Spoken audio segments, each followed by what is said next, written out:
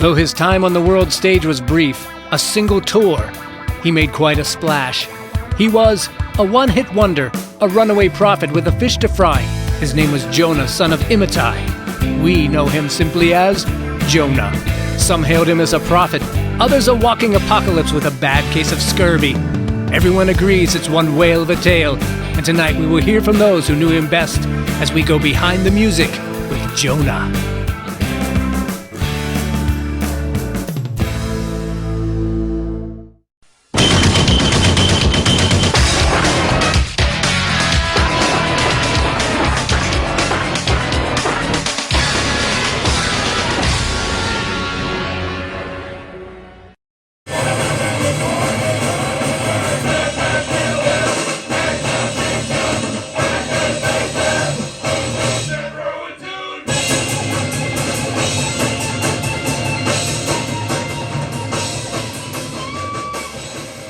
The original lineup of Scorching Wind was him and myself and our close buddy, Keith Grip. Keith Grip.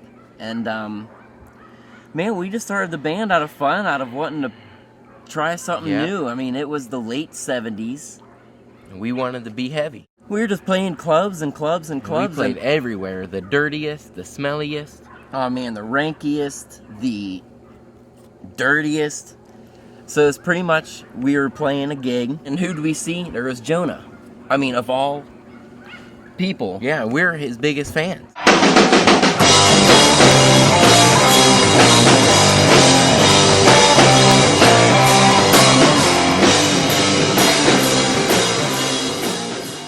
Yeah, we have every album. We had Ocean Destroyer, we had Seaweed. Oh man, we had his first solo album, Just Jonah. Yeah, that was a good one.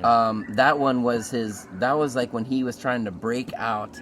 But then he walked up to us and he said, I'm gonna join your band. I don't care what you say, I'm joining. And I mean, what could we say? It was Jonah. And we just kinda, okay. I think I should.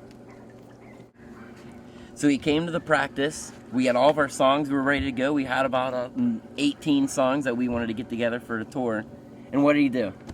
Brought a bunch of about 20 more songs to learn and said, I don't want to play your 18. You play these. You play 20. these 20. Remember what I said to him? I said, man, I looked at him. I said, Jonah, how do you expect us to be playing these songs? I mean, it's 20 minutes long.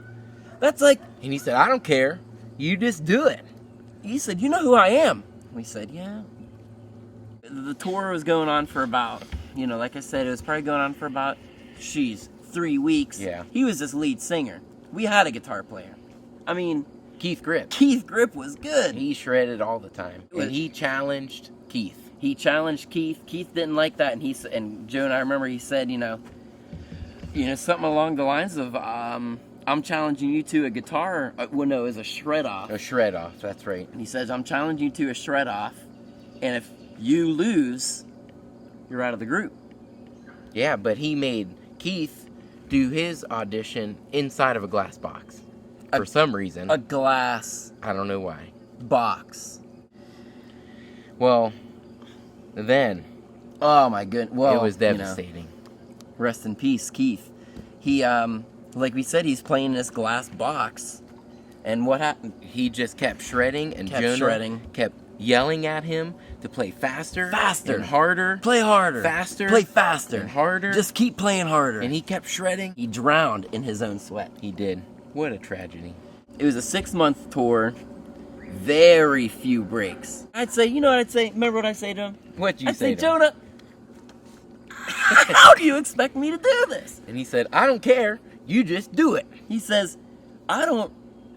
What? No, what? Well, he said, you don't... He said, you don't tell... We were ready to play in Nineveh that night. I mean, there was a line. Man, there was this line wrapped around. Twice around. I walked out, the crowd was going wild. I walked out, and sitting on my drum stool was a drum machine. I remember that. It was a mannequin with a drum machine duct taped to his back, and I had my hair. Yeah, of course. So everyone thought it was. That's what your trademark is. It's my trademark. And there wasn't even an amp for me. There was nothing. I said, Jonah, what about a bass player? He said, you know, I could have a cantaloupe sitting on stage with a spotlight, and it would do twice the amount of work as you. And he did. That's what was weird about it. I was replaced by a cantaloupe. After we got booted, we split our ways. I heard he finished the tour. I think he finished the tour with the cantaloupe and drum machine in the mannequin. But yeah, he did that. But I remember the last time we saw him. I mean, he was just moping. It was like a combination of moping and stewing and anger. Yeah, just stewing and mopey anger. And he was sitting on a hillside. Just kind of like overlooking a city, you know, pretty much. Yeah. He was kind of like, he couldn't. and we were like, whoa, man, calm, Chill out. chill. So.